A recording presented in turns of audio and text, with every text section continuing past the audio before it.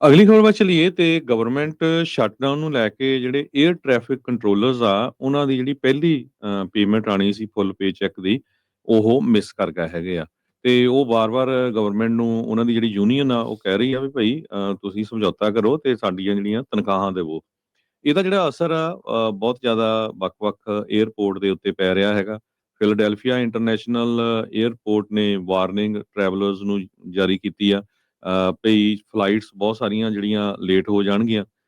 Union ਜਿਹੜੀ ਆ ਉਹ ਕਹਿ ਰਹੇ ਆ ਭਈ ਅਸੀਂ ਪੈਸੇਂਜਰਸ ਨੂੰ ਵੀ ਅਰਜ਼ ਕਰ ਰਹੇ ਹੈਗੇ ਆ ਵੀ ਲਾ ਮੇਕਰ ਦੇ ਉੱਤੇ ਪ੍ਰੈਸ਼ਰ ਬਣਾਇਆ ਜਾਵੇ ਤਾਂ ਕਿ ਜਿਹੜੀ ਗਵਰਨਮੈਂਟ ਆ ਉਸ ਨੂੰ ਰੀਓਪਨ ਕੀਤਾ ਜਾਵੇ। ਕਹਿੰਦੇ ਵੀ ਜਿਹੜਾ ਵੀ ਹਰ ਦਿਨ ਜਿਹੜਾ ਸ਼ਟਡਾਊਨ ਡਰੈਗ ਹੁੰਦਾ ਜਾ ਰਿਹਾ, ਲੰਮਾ ਹੁੰਦਾ ਜਾ ਰਿਹਾ ਹੈਗਾ, ਇਹ ਸੇਫਟੀ ਰਿਸਕ ਹੈਗਾ ਆ ਸਾਡੇ ਪੂਰੇ ਨੈਸ਼ਨਲ ਏਅਰ ਸਪੇਸ ਸਿਸਟਮ ਦੇ ਵਿੱਚ।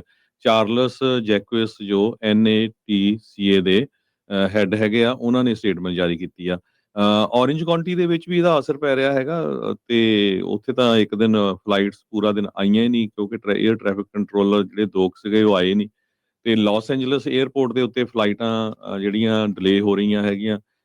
ਸੋ ਜਿਹੜੇ ਵੀ ਲੋਕ ਟਰੈਵਲ ਕਰ ਰਹੇ ਹੈਗੇ ਆ ਅਮਰੀਕਾ ਦੇ ਵਿੱਚ ਜਾਂ ਬਾਹਰੋਂ ਹੋਰ ਮੁਲਕਾਂ ਤੋਂ ਆ ਰਹੇ ਆ, ਆਪਣਾ ਜਿਹੜਾ ਸਕੇਜੂਲ ਹੈਗਾ 에ਅਰਲਾਈਨ ਦਾ ਉਹ ਜ਼ਰੂਰ ਚੈੱਕ ਕਰੋ ਕਿਉਂਕਿ ਇਹਦਾ ਬਹੁਤ ਵੱਡਾ ਜਿਹੜਾ ਅਸਰ ਆ ਉਹ 에ਅਰਪੋਰਟਸ ਦੇ ਉੱਤੇ ਪੈ ਰਿਹਾ ਹੈਗਾ। ਸੋ ਟਰਾਂਸਪੋਰਟੇਸ਼ਨ ਸਿਕਿਉਰਿਟੀ ਐਡਮਿਨਿਸਟ੍ਰੇਸ਼ਨ ਦੇ ਉੱਤੇ ਇਸ ਵੇਲੇ ਬਹੁਤ ਵੱਡਾ ਪ੍ਰੈਸ਼ਰ ਹੈਗਾ ਆ। ਯੂਨੀਅਨ ਪ੍ਰੈਜ਼ੀਡੈਂਟ ਜੋ ਸ਼ੇਖਰ ਉਹਨਾਂ ਨੇ ਇਹ ਕਿਹਾ ਵੀ EMPLOYEE ਤਾਂ ਸਾਡੇ ਬਹੁਤ ਸਟਰਗਲ ਕਰ ਰਹੇ ਆ, ਉਹਨਾਂ ਨੇ ਚਾਈਲਡ ਕੇਅਰ ਨੂੰ ਪੈਸੇ ਦੇਣੇ ਆ, ਗੈਸ, ਫੂਡ, ਟੋਲ ਸਾਰਾ ਕੁਛ ਮਨੀ ਤਾਂ ਚਾਹੀਦਾ ਵੀ ਜੇ ਉਹ ਕੰਮ ਕਰਦੇ ਆ ਪੈਸੇ ਨਹੀਂ ਮਿਲਦੇ ਤਾਂ ਨੈਚੁਰਲੀ ਉਹਨਾਂ ਦੇ ਜਿਹੜਾ ਦਿਮਾਗ ਆ, ਮਨ ਦੇ ਉੱਤੇ ਵੀ ਜਿਹੜਾ ਪ੍ਰੈਸ਼ਰ ਪੈਂਦਾ ਹੈਗਾ।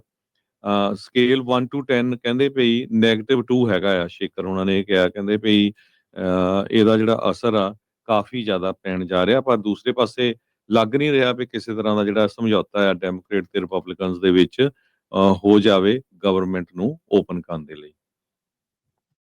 ਜੀ ਬਿਲਕੁਲ। ਸੋ ਅੱਜ ਆਪਾਂ 29ਵੇਂ ਦਿਨ ਦੇ ਵਿੱਚ ਹਾਂ ਗਵਰਨਮੈਂਟ ਸ਼ਟਡਾਊਨ ਦੇ ਵਿੱਚ ਤੇ ਇਹ ਹੁਣ ਦੇਖਣਾ ਰਹੇਗਾ ਵੀ ਕਦੋਂ ਕੁ ਜਾ ਕੇ ਜਿਹੜਾ ਉਹ ਸਮਝੌਤਾ ਇਹਨਾਂ ਦਾ ਆਪਸ ਦੇ ਵਿੱਚ ਹੋ ਸਕਦਾ ਆ।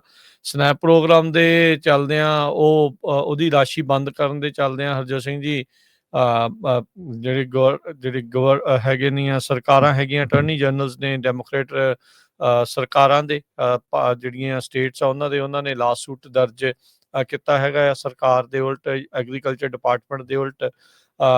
ਪਰ ਜਿਹੜੇ ਹਾਲਾਤ ਆ ਉਹ ਹੁਣ ਐਕਚੁਅਲੀ 1 ਮਹੀਨੇ ਬਾਅਦ ਹੁਣ ਵੱਧ ਤੋਂ ਬੱਤਰ ਜਿਹੜੇ ਆ ਉਹ ਬਣ ਜਿਹੜੇ ਹੋ ਸਕਦੇ ਆ। ਰੀਸੈਂਟਲੀ ਇੱਕ ਕੈਨੇਡੀ ਸੈਂਟਰ ਦੇ ਵਿੱਚ ਇਹ ਗੱਲਬਾਤ ਕਰ ਰਹੇ ਸੀ ਜਿੱਥੇ ਪੋਲੀਟੀਸ਼ੀਅਨਸ ਤੇ ਹੋਰ ਜਾਣੇ ਜਿਹੜੇ ਆ ਰਹੇ ਸੀ। ਇੱਕ ਏਅਰ ਟ੍ਰੈਫਿਕ ਕੰਟਰੋਲਰ ਉੱਥੇ ਸਵਾਲ ਪੁੱਛ ਰਿਹਾ ਸੀਗਾ, ਇਹ ਸਵਾਲ ਪੁੱਛ ਕੇ ਕਹਿੰਦਾ ਵੀ ਮੈਂ ਹੁਣ ਚੱਲਾਂ ਊਬਰ ਚਲਾਉਣ ਕਿਉਂਕਿ ਮਨੀ ਨਹੀਂ ਹੈਗੀ ਸਾਡੇ ਕੋਲ। ਸੋ ਇਦਾਂ ਦੇ ਜਿਹੜੇ ਹਾਲਾਤ ਆ ਉਹ ਇੱਕ ਨਹੀਂ ਹੋਰ ਪਤਾ ਨਹੀਂ ਕਿੰਨੇ ਕੁ ਦੇ ਜਿਹੜੇ ਉਹ ਬਣੇ ਪਏ ਆ। ਸੋ ਵੀਡੀਓ ਵੀ ਬਹੁਤ ਜ਼ਿਆਦਾ ਜਿਹੜੀ ਉਹ ਚੱਲ ਰਹੀ ਆ ਵੀ ਇਹ ਰਿਐਲਿਟੀ ਲੋਕਾਂ ਨੂੰ ਇਸ ਦਾ ਜਿਹੜਾ ਉਹ ਸਾਹਮਣਾ ਕਰਨਾ ਇਸ ਚੀਜ਼ ਦੇ ਵਿੱਚ ਪੈ ਰਿਹਾ। ਉਹ ਇੱਕ ਵੱਖਰੀ ਸਟੋਰੀ ਆ ਜੋ ਸਿੰਘ ਜੀ ਵੀ ਸੇਵਿੰਗ ਨਹੀਂ ਕਰਦੇ, ਉਹ ਡਿਫਰੈਂਟ ਗੱਲ ਆ। ਪਰ ਲੋਕਾਂ ਨੂੰ ਇਹ ਨਹੀਂ ਨਾ ਪਤਾ ਹੁੰਦਾ ਵੀ ਭਾਈ ਜੋਬ ਜਿਹੜੀ ਉਹ ਅਚਨਚੇਤੇ ਮਤਲਬ ਆਪਸ ਦੇ ਵਿੱਚ ਜਿਹੜੇ ਪੋਲੀਟੀਸ਼ੀਅਨਾਂ ਦੀ ਨਾ ਬਣਨ ਦੇ ਕਰਕੇ ਇੰਨੇ ਲੱਖਾਂ ਹੀ ਲੋਕਾਂ ਦੇ ਉੱਤੇ ਜਿਹੜਾ ਉਹ ਸਿੱਧਾ ਨੁਕਸਾਨ ਜਿਹੜਾ ਉਹ ਪਹੁੰਚ ਜਿਹੜਾ ਹੋ ਸਕਦਾ ਆ। ਸੋ ਹੁਣ ਉਹ ਜਿਹੜੇ ਚੀਜ਼ਾਂ ਦੇ ਵਿੱਚ ਸਾਹਮਣਾ ਕਰਨਾ ਪੈ ਰਿਹਾ ਆ। ਇੱਕ ਉਹ ਲੋਕ ਨੇ ਤੇ 40 ਮਿਲੀਅਨ ਤੋਂ ਵੱਧ ਉਹ ਲੋਕ ਨੇ ਜਿਹੜੇ ਫੂਡ ਅਸਿਸਟੈਂਸ ਦੇ ਉੱਤੇ ਲੱਗੇ ਹੋਏ ਆ ਅਮਰੀਕਾ ਦੇ ਵਿੱਚ। ਤੇ ਉਹਨਾਂ ਨੂੰ ਹੁਣ ਜਦੋਂ ਅਗਲੇ ਮਹੀਨੇ ਜਿਹੜਾ ਆ ਕੋਈ ਰਾਸ਼ੀ ਨਹੀਂ ਮਿਲਣੀ, ਫੂਡ ਸਟੈਂਪ ਨਹੀਂ ਮਿਲਣੇ ਤਾਂ ਉੱਥੇ ਵੀ ਜਿਹੜੀ ਆ ਹਰਜੋਤ ਸਿੰਘ ਦੀ ਤੜਥੱਲੀ ਜਿਹੜੀ ਉਹ ਮਚੂਗੀ। ਦੋਨੋਂ ਹੀ ਪਾਰਟੀਆਂ ਇੱਕ ਦੂਜੇ ਦੇ ਉੱਤੇ ਤਹਿਮਤ ਇਸ ਚੀਜ਼ ਦੇ ਵਿੱਚ ਲਗਾ ਰਹੀਆਂ ਆ ਤੇ ਅਜੇ ਤੱਕ ਕੋਈ ਵੀ ਜਿਹੜਾ ਸਮਝੌਤਾ ਹੁੰਦਾ ਜਿਹੜਾ ਉਹ ਨਜ਼ਰ ਨਹੀਂ ਆ ਰਿਹਾ ਹੈ।